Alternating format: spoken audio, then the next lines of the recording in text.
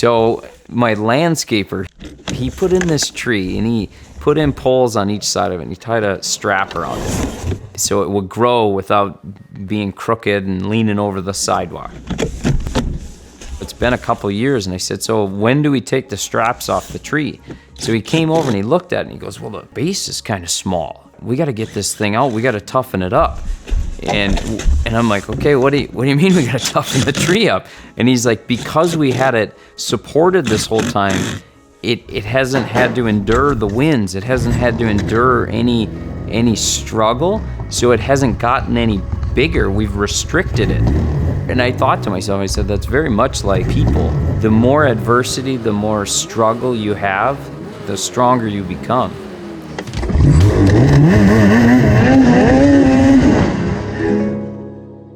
Wow, I get way off course here.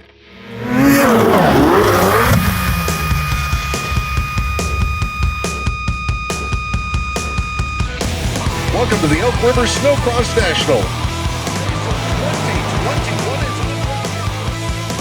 Levi is the driving force behind snowmobiling, and I say that because he's across the whole board. We've had great racers, we've had some great freestylers, but Levi has been involved with all of it and has been successful in all forms of the snowmobile world.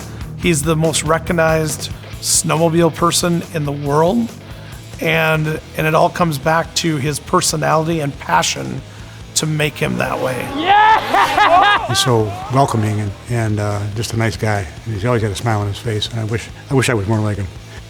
A lot of the racers really enjoy this, but Levi loves it. Dude, that was awesome! He'll do anything for the fans.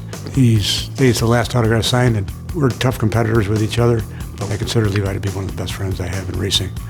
When I was younger in my racing career, I was a little bit wild on the track.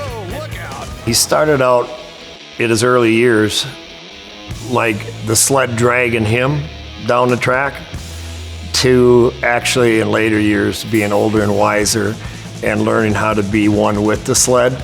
And he's turned out to be a real good racer and even a better acrobat on a snowmobile. You get to a point where you're like, I was able to do this. What's the next challenge? For me, it started off racing, and then that led to like, hey, I think I could distance jump. Hey, I think I can double flip. And it just all of a sudden opened everything up.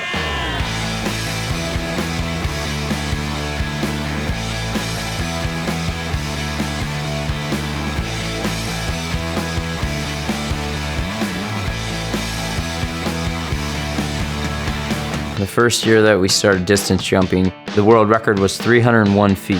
I just said, what can I do bigger? I've never done it before, but I think I can do it. So we figure out how it's all gonna work. We get a first practice set up. We started getting a little bit further, and it was kind of like we plateaued. And I was like, nope, I wanna do it as big as I possibly can.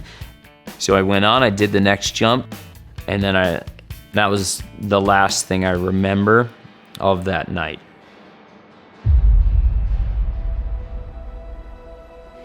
He jumped through the air, and like halfway through, you could just see his snowmobile just slowly just nosing down.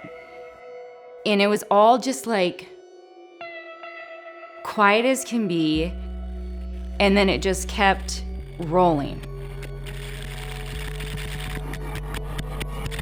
The first impact, I broke my pelvis, broke the ribs on the left side, and fractured 3 of my vertebrae, and then I essentially skipped like a rock. Both of his lungs were punctured, so he couldn't breathe.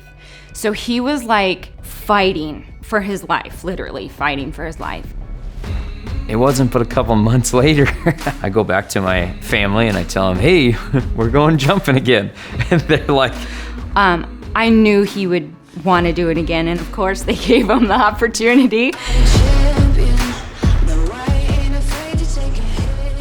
We go there that night, and it's like, okay, here it is. It's game time.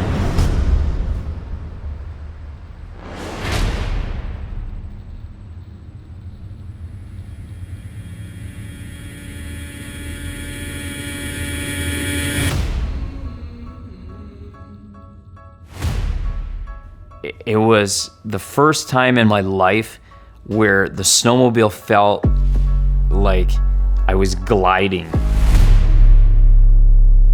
And as I'm coming into the landing, I'm like 380, 390. I kept the thing sucked up in there as long as I could, and I set it down last minute. The official over 400 feet, so we broke the world record. It was so storybook.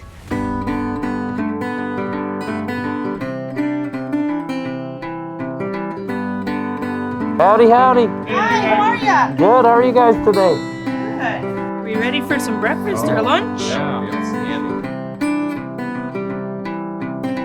Yeah, I've been in Longville my entire life. We grew up about 1.5 miles south of town. Now I live about 1.5 miles north of town. I ride right from my house wherever I want, and I love it. Anytime you're like, whoa, dude, you got to do something really cool, or you got to meet someone really neat, or whatever, I just, it's like, yeah, it's a cool experience, but at the same time, you're still a garbage man's son. You still live in a town of 156 people. Despite all the success that he's had, he could back off and he could say, like, I've done enough, but he doesn't. He keeps going. I'm incredibly proud of him. He had said, yes, I want to be a professional snowcross racer, but I want to be bigger than the sport. And I'm not quite sure how many people think that way. I think more about how can you impact snowmobiling in a good way? How can you impact people in a positive way? You get your ears in there all right?